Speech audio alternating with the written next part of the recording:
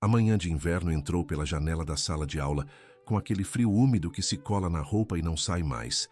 E o padre Cugliero parou na porta quando sentiu o cheiro errado. Neve queimada misturada com lixo, saindo pelas frestas do aquecedor que ontem funcionava e agora exalava aquele odor adocicado e podre.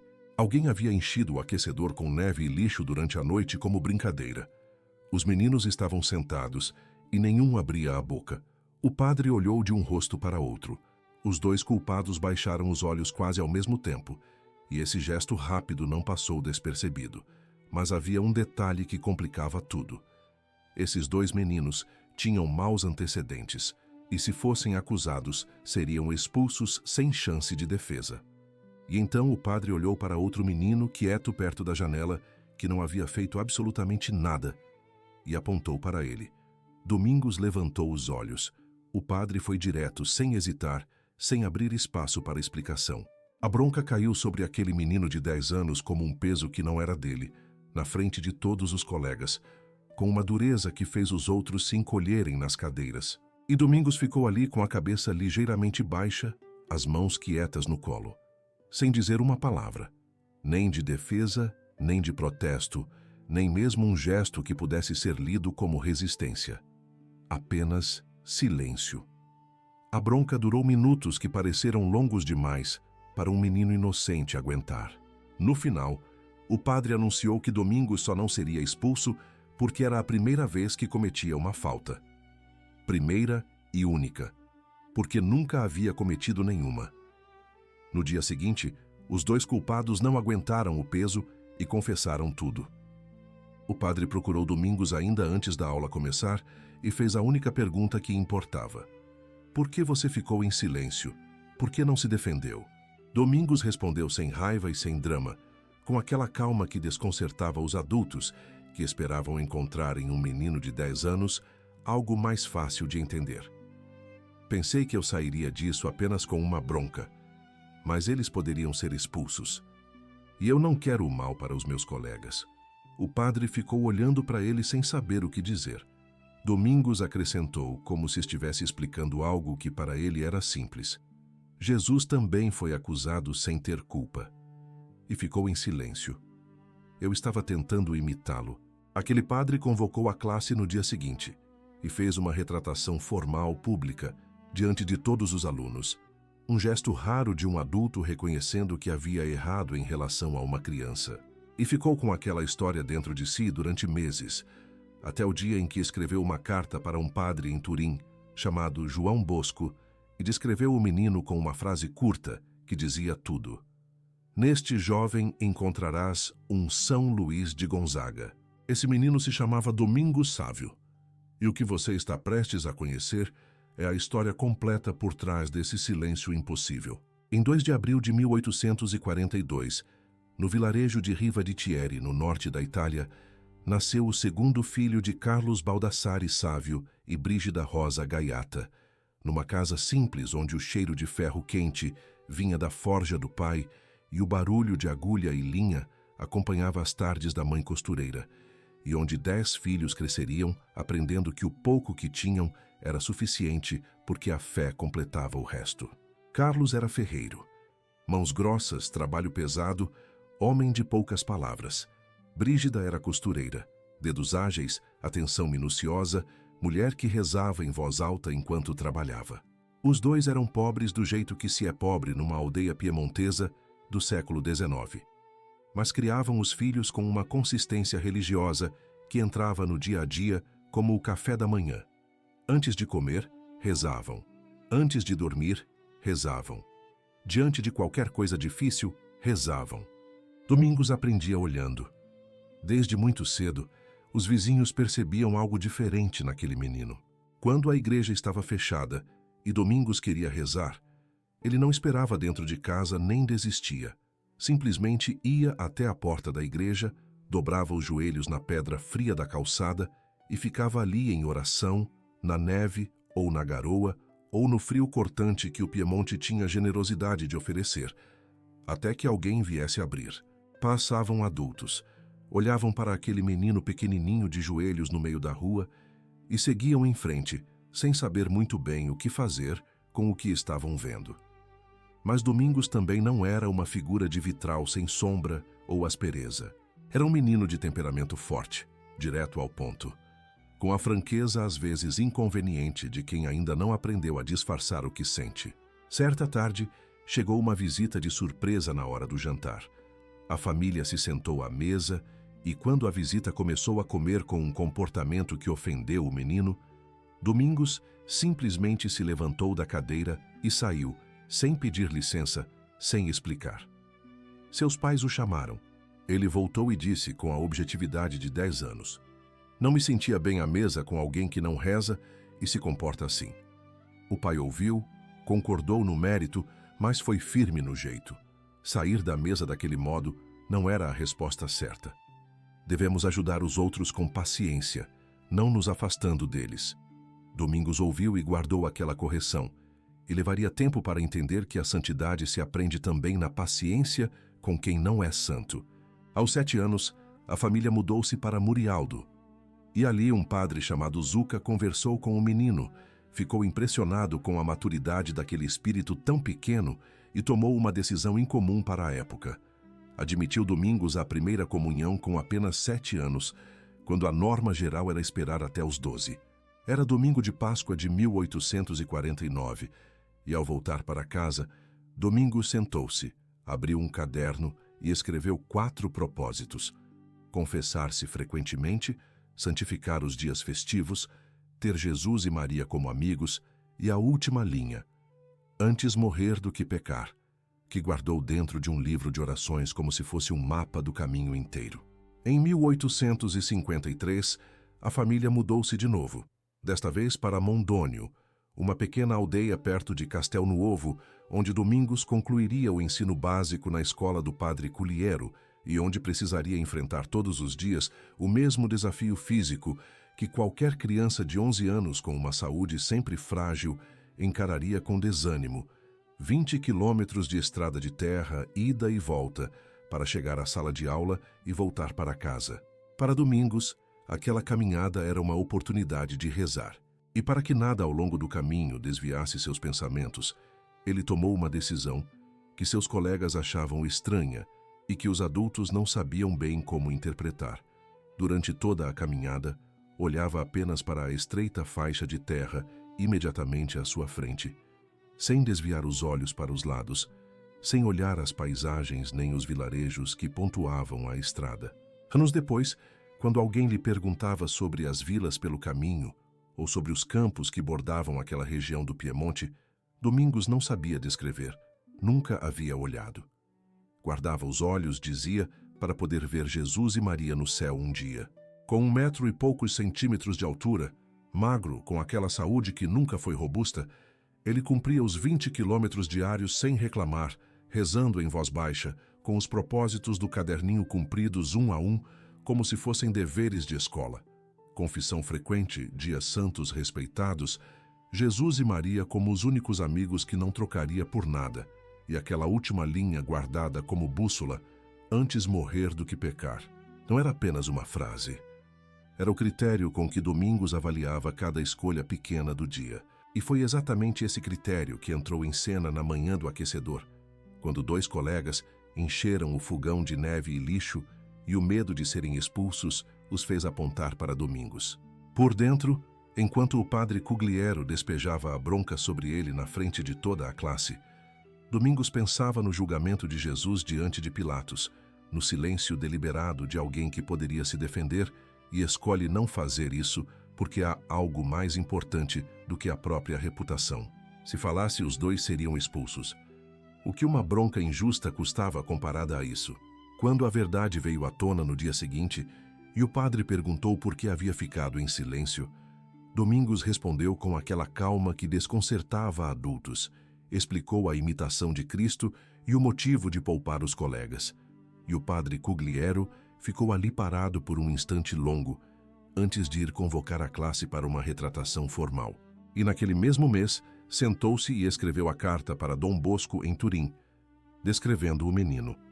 Disse que dificilmente haveria alguém que o superasse em talento e virtude, e concluiu com aquela frase que ficaria guardada: Neste jovem encontrarás um São Luís de Gonzaga.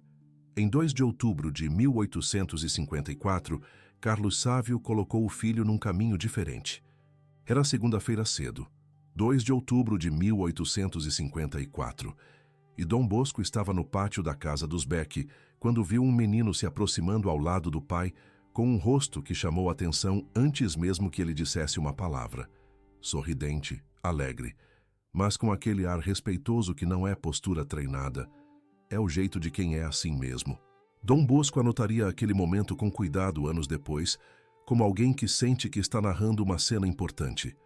Seu rosto sorridente e seu ar alegre, porém respeitoso, chamaram-me imediatamente a atenção. Sou Domingos Sávio, de quem já deve ter lhe falado o padre Cugliero, meu mestre. Estamos vindo de Mondônio. Dom Bosco conversou longamente com ele, observando, avaliando. Para testá-lo, entregou uma página para aprender até o dia seguinte. Domingos voltou em poucos minutos, sabendo de cor, sem nenhuma exibição de orgulho, apenas a naturalidade de alguém que tinha feito o que precisava ser feito. Dom Bosco ficou parado olhando para aquele rosto de 12 anos e depois fez a pergunta direta que o menino estava esperando. Então, o senhor me levará para Turim para estudar? Dom Bosco sabia que a mãe de Domingos era costureira. Respondeu com uma imagem que veio naturalmente. Parece-me que você é um bom tecido. Pode servir para fazer uma linda veste para o senhor. A resposta do menino não demorou. Foi imediata, limpa, sem pensar duas vezes. Então eu sou o tecido. O senhor será o alfaiate. Leve-me consigo e faça um lindo traje para o senhor. Dom Bosco escreveria mais tarde que naquele momento havia descoberto uma alma segundo o Espírito do Senhor. 20 dias depois, em 22 de outubro, Domingos chegava ao oratório de Valdoco, em Turim, e entrava num mundo completamente diferente de tudo que havia conhecido.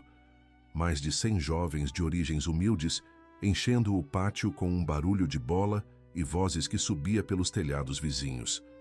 E Dom Bosco, no meio de tudo, desviando de uma bola perdida e gritando sem parar de sorrir. Gritem e brinquem quanto quiserem, contanto que não pequem. No escritório de Dom Bosco havia uma frase em latim na parede. Domingos leu, entendeu e ficou em silêncio por um instante antes de dizer baixinho, quase para si mesmo: Damihi animas, coetera tole. Dá-me almas, tira o resto. Compreendo. Aqui procuramos almas para o Senhor. Espero que as minhas também pertençam a Ele. Nos primeiros dias, enquanto os outros meninos ainda estavam descobrindo quem era aquele recém-chegado pequeno e quieto, Domingos já havia percebido os que ficavam no canto do pátio durante o recreio. Os que haviam chegado sem conhecer ninguém, que tinham saudade de casa, que falavam apenas o dialeto da própria aldeia e não sabiam os jogos. Foi até cada um. Apresentou-se. Fez deles seus amigos antes que percebessem que estavam sendo acolhidos. Havia chegado há dias.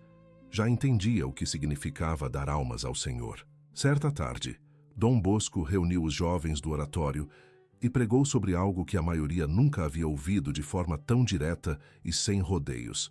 Disse que era vontade de Deus que todos se tornassem santos, que era coisa fácil de conseguir e que havia um grande prêmio no céu para quem chegasse a ser santo.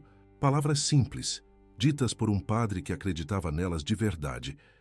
E Domingos as ouviu de um jeito que a maioria dos meninos não ouviu, como quem recebe uma fagulha numa pilha de lenha seca. Saiu dali com o coração em fogo e foi direto ao escritório de Dom Bosco.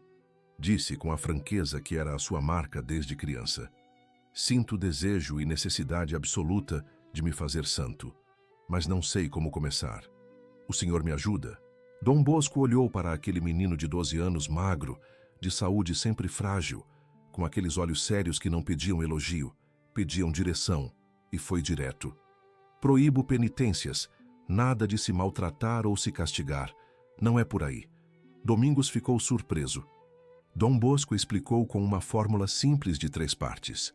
Primeiro, alegria constante, porque o que perturba a paz interior e tira o sossego não vem de Deus. Segundo, cumprir bem os deveres de estudo e de oração, não por vaidade nem para ser elogiado, mas por amor. Terceiro, fazer o bem aos outros, ajudar os colegas mesmo quando custa algum sacrifício pessoal. Aqui está toda a santidade, disse Dom Bosco. Domingos saiu daquele encontro diferente e começou a viver aquela fórmula com uma consistência que logo ficou visível para quem convivesse com ele no oratório. Estudava com afinco, tirava boas notas, participava dos recreios com uma alegria que não era forçada e todos os dias saía discretamente do pátio por alguns minutos para fazer uma visita ao Santíssimo Sacramento na chapéu interna antes de voltar para os jogos. Mamãe Margarida, a mãe de Dom Bosco, que vivia no oratório e acompanhava os jovens com um olho materno que não perdia detalhes, chamou o filho de lado certo dia e disse com aquela convicção de quem observou com cuidado: "Você tem muitos jovens bons aqui, mas nenhum supera o belo coração e a bela alma de Domingos Sávio. Sempre rezando. Fica na igreja mesmo depois dos outros. Na igreja está como um anjo no paraíso." Mas Domingos lutava. Era um camponês de temperamento forte, que se esforçava todos os dias para controlar as reações que vinham do instinto. Um dia, um colega maior que ele começou a brigar no pátio com palavrões. Domingos interveio para apartar e levou um soco. Caiu no chão. Seus amigos se levantaram prontos para revidar, e ele os parou com uma frase que ficou: "Não façam isso. Vocês não sabem o quanto me segurei para não revidar. Você conhece alguém que acha que ser feliz e ser santo são coisas que não combinam?" O colega que havia dado o soco ficou parado olhando para aquele menino que escolhera não se vingar. E nas semanas seguintes buscou os sacramentos pela primeira vez na vida e tornou-se um dos melhores amigos de Domingos. Na manhã de 8 de dezembro de 1854, em Roma, o Papa Pio IX reuniu os bispos da igreja e fez algo que os católicos esperavam há séculos. Declarou solenemente que Maria, mãe de Jesus, havia sido preservada do pecado desde o primeiro instante de sua existência, antes mesmo de nascer, por um privilégio único concedido por Deus em vista da missão que ela teria. Era o dogma da Imaculada Conceição, uma das maiores declarações de fé do século XIX. E a notícia se espalharia pelas semanas seguintes por toda a Europa cristã. Naquela mesma noite, em Turim, na igreja de São Francisco de Sales, um menino de 12 anos se ajoelhou diante do altar de Maria, enquanto as velas crepitavam no silêncio da nave e o cheiro de cera e incenso ainda flutuava no ar frio da noite piemontesa. Domingos ficou quieto por alguns instantes, com aquele jeito de orar que mamãe Margarida descrevia como o de alguém que está mesmo presente, e depois falou em voz baixa, como quem entrega algo que guardou com cuidado: "Maria, eu te dou o meu coração. Faz que seja sempre teu. Jesus e Maria, sejam sempre os meus amigos. Mas, por favor, faz-me morrer antes que eu cometa um só pecado." 2 eventos aconteciam na mesma noite. Um no coração visível da igreja, outro no coração silencioso de um adolescente. E Dom Bosco, que acompanhava Domingos de perto há 2 meses, perceberia nas semanas seguintes uma aceleração espiritual no menino que não havia encontrado em nenhum outro jovem antes. Domingos havia destravado algo com aquela consagração e andava agora com um desejo que crescia e que às vezes deixava escapar em voz alta para os amigos mais próximos: "Eu gostaria de fazer algo em honra de Maria, mas que fosse logo, porque temo que me falte tempo." Ninguém levava a sério aquela última frase. Ele tinha 12 anos. Em 8 de junho de 1856, com 14 anos, Domingos reuniu um grupo cuidadosamente escolhido de amigos do oratório e fundou a Companhia da Imaculada Conceição. 10 membros, reuniões semanais, um regulamento redigido por José Bongiovanni, que mais tarde se tornaria padre. Os membros elegeram como presidente um certo Miguel Rua, jovem sério e devoto que décadas depois sucederia Dom Bosco na direção de toda a congregação salesiana. O grupo tinha uma missão concreta e discreta. Rezava junto, lia textos espirituais e cuidava dos recém-chegados ao oratório. Os meninos que chegavam sem conhecer ninguém, com saudade de casa, falando apenas o dialeto da própria região, perdidos no meio de mais de 100 jovens no pátio de Valdoco. Domingos explicava a missão do grupo com aquela clareza que lhe era própria. A alma dos meus colegas foi salva pelo sangue de Jesus Cristo. Somos todos irmãos, e se eu salvar uma alma, asseguro também a salvação da minha. Ninguém sabia naquele momento que dos 10 membros daquele grupo de adolescentes nasceria o núcleo inicial de uma congregação presente hoje em mais de 100 países. Certa tarde, Domingos procurou Dom Bosco com uma hesitação incomum nele. Aquele jeito de quem quer falar, mas não sabe como começar, sem parecer ridículo. E então disse, antes de começar, que não queria que o mestre repetisse o que ia ouvir, porque provavelmente as pessoas se ririam dele. Mas que se Dom Bosco algum dia fosse a Roma, havia algo que precisava ser dito ao Papa. Dom Bosco ouviu. Domingos respirou e começou a descrever o que havia chamado de forte distração depois da comunhão daquela manhã. Não um sonho, não uma fantasia, mas algo que tomou conta dele enquanto fazia a ação de graças, com uma presença e um detalhe que não pareciam inventados. Pareceu-me ver uma vasta planície, cheia de gente envolta em densas trevas. Caminhavam, mas como quem perdeu o caminho e não vê onde pisa os pés. Alguém ao meu lado disse, esta região é a Inglaterra. Ia perguntar outras coisas quando vi o Papa Pio IX, tal como eu o havia visto em algumas imagens. Vestia-se majestosamente e carregava nas mãos uma tocha esplendorosa e avançava entre aquela multidão imensa. À medida que avançava, as trevas desapareciam com o brilho da tocha e as pessoas eram inundadas de luz como em pleno dia. E a voz disse, esta tocha é a religião católica, que deve iluminar a Inglaterra. Dom Bosco ficou em silêncio diante daquele relato.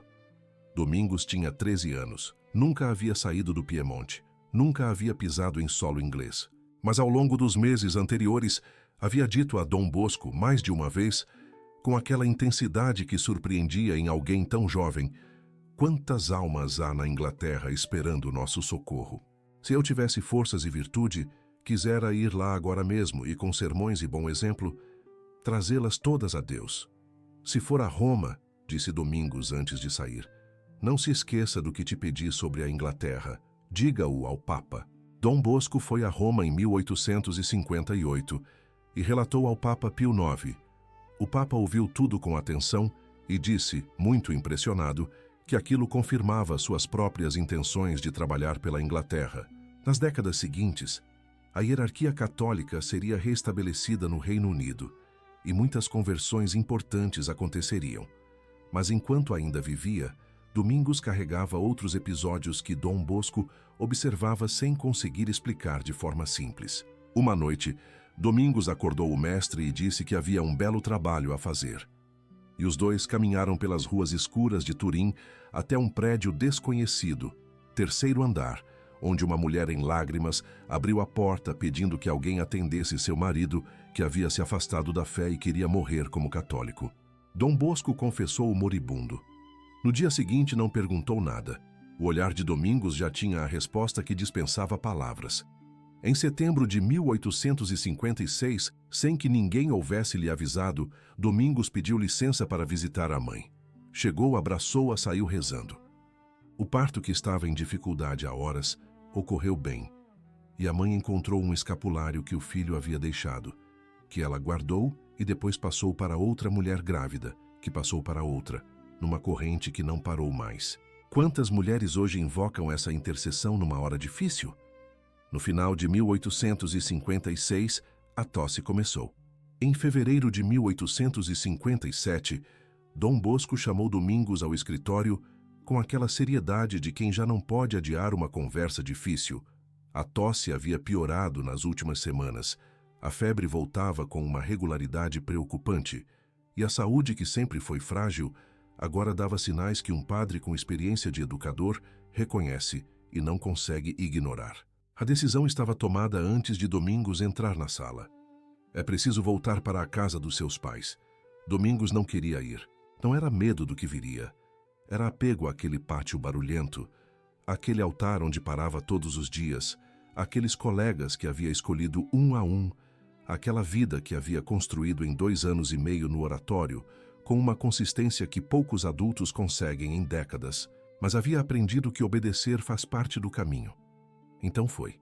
Percorreu o oratório uma última vez, com aquela lentidão de quem está gravando cada detalhe para guardar. Entrou na chapel e ficou diante do Santíssimo Sacramento por um tempo que ninguém mediu. Depois foi despedir-se dos colegas, um a um, com aquela serenidade no rosto, que alguns interpretaram como esperança de voltar logo, mas que tinha a calma diferente de quem já sabe onde está indo. Até a próxima, disse para cada um, que será no paraíso.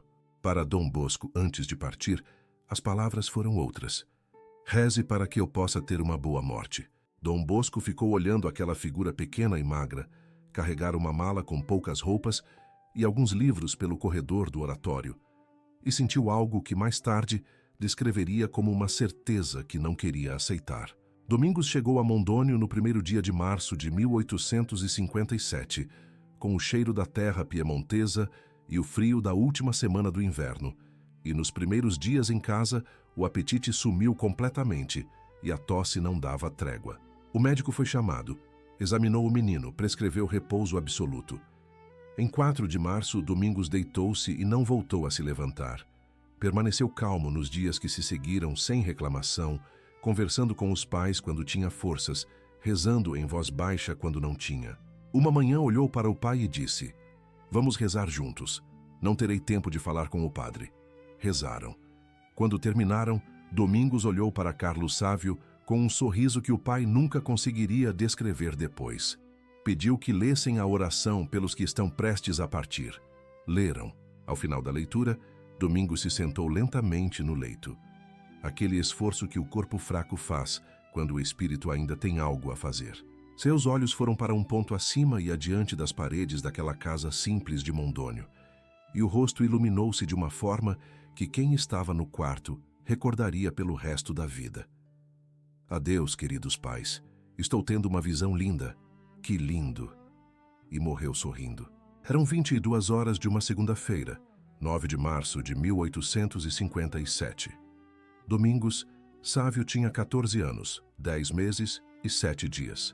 Em Turim, quando a notícia chegou, Dom Bosco sentou-se e começou a escrever, e chorava toda vez que relia o que havia escrito. Quando Dom Bosco publicou a biografia de Domingos, algo inesperado aconteceu com quem a lia. Jovens pediam para entrar no oratório, seminaristas encontravam naquelas páginas o motivo que faltava para continuar, e um garoto alemão chamado Joseph Ratzinger leu aquele livro na infância com aquela atenção de criança que guarda o que recebe fundo demais para esquecer, e décadas mais tarde, como o Papa Bento XVI, falaria de Domingos Sávio com uma ternura que revelava o quanto aquela leitura havia ficado dentro dele. Em 1914, 57 anos após a morte, as relíquias de Domingos foram transferidas de Mondônio para Turim e levadas para a Basílica de Maria Auxiliadora, a mesma basílica onde Dom Bosco repousaria mais tarde, o mestre e o discípulo guardados no mesmo lugar perto de Maria, que ambos haviam amado tanto. Dom Bosco havia relatado anos antes uma visão que recebera após a morte de Domingos. Viu o menino vestido de branco, com uma faixa vermelha na cintura, à frente de uma multidão de jovens. Perguntou o que significavam aquelas vestes, e Domingos respondeu que a brancura era a inocência do batismo guardada até o fim, e que a faixa vermelha era o sinal dos sacrifícios cotidianos para manter o coração limpo, aqueles esforços miúdos e invisíveis que ninguém vê, mas que Deus conta um a um. Havia também na visão profecias sobre o futuro da congregação salesiana e sobre mortes que ocorreriam naquele ano no oratório. Cada uma se cumpriu. Em 5 de março de 1950, a Basílica de São Pedro encheu-se de jovens para a cerimônia, em que a igreja declarava Domingos beato, e os comentaristas da época escreveram que nunca haviam visto tanta juventude reunida naquela basílica. E o Papa Pio XII chamou aquela celebração de uma festa da juventude cristã. Para aquela declaração, a igreja reconheceu um milagre. O jovem Albano Sabatino estava morrendo de meningite com infecção grave no sangue, e quando uma relíquia de Domingos foi colocada sob seu travesseiro, ele dormiu e acordou pedindo os brinquedos, curado completamente, sem explicação médica para o que havia acontecido. Em 12 de junho de 1954, o Papa Pio XII canonizou Domingos Savio numa data que não havia sido escolhida por acaso. Era o centenário exato do dogma da Imaculada Conceição, o mesmo dogma que havia marcado a consagração de Domingos, aquela noite em Turim 100 anos antes, como se a história inteira houvesse sido planejada por alguém que gosta de simetria. O Papa o proclamou pequeno, porém um grande gigante de alma, e anunciou seu padroado. Dos adolescentes, das mulheres grávidas, dos coroinhas, dos cantores do coro da igreja e das pessoas que sofrem falsas acusações. Na casa onde Domingos nasceu, em Riva de Chieri, há roupas de bebê penduradas nas paredes ainda hoje, oferendas de gratidão de mães que invocaram sua intercessão ao longo de mais de 160 anos.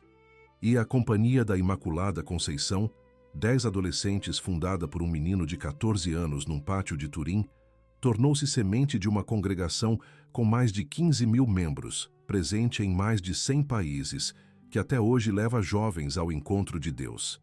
Você começou esta história vendo um menino de 10 anos ajoelhado diante de uma classe inteira em silêncio, enquanto carregava uma acusação que não era sua, e agora conhece a história completa daquele silêncio. Sabe de onde veio a calma, sabe o que estava passando por dentro enquanto ele mantinha a cabeça baixa sem abrir a boca, sabe o nome que ele tinha nos olhos enquanto suportava aquilo. Era o rosto de Jesus diante de Pilatos. Domingos Savio viveu 14 anos e quase 11 meses. Nesse tempo, não construiu nenhum edifício, não escreveu nenhum livro, não pregou para multidões. Caminhou 20 quilômetros de estrada de terra, todos os dias, olhando para o chão para guardar os olhos. Acolheu meninos que chegavam ao oratório sem conhecer ninguém e ficavam parados no canto do pátio com saudade de casa. Ficou em silêncio quando o silêncio era mais nobre do que qualquer palavra. Rezou de joelhos do lado de fora da igreja fechada, na neve do inverno piemontês, porque precisava estar perto, e naquela distância ainda era perto demais para desistir. Dom Bosco disse que ele era um bom tecido, e Deus fez com aquele tecido um traje que atravessou séculos. A fórmula que Dom Bosco ensinou a Domingos naquele escritório de Valdoco, alegria, deveres cumpridos com amor, bem feito aos outros, não era uma receita só para um menino frágil de 12 anos numa Itália do século XIX.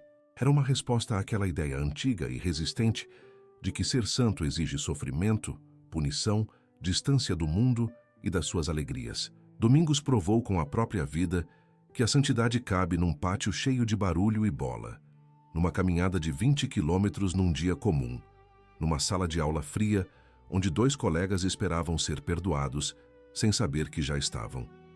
Morreu sorrindo para algo que só ele via. E todos os que estavam no quarto naquela noite em Mondônio sentiram que não era um adeus, era uma chegada. Hoje, quando uma mulher em trabalho de parto difícil invoca Domingos Savio, ela talvez não saiba que está continuando uma corrente que começou com um escapulário deixado na cama de uma costureira do Piemonte por um filho de 14 anos que chegou sem ser chamado porque sabia que a mãe precisava. Quando um jovem enfrenta uma injustiça e escolhe não revidar, talvez não saiba que está repetindo um gesto de um menino de 10 anos que olhou para Cristo e disse: "É assim que eu quero ser." E quando alguém descobre, talvez depois de muitos anos achando o contrário, que ser santo não é ser triste, não é se maltratar, não é viver numa redoma de vidro longe do mundo, mas é ser alegre, cumprir o que precisa ser cumprido e olhar para o próximo com os olhos de quem reconhece nele uma alma que Jesus amou antes de qualquer um de nós. Esse alguém está vivendo exatamente o que Domingos Savio viveu. Há mais de 160 anos, um filho de ferreiro escreveu num caderno: "Antes morrer do que pecar." E então foi viver aquilo, todos os dias, até o último sorriso.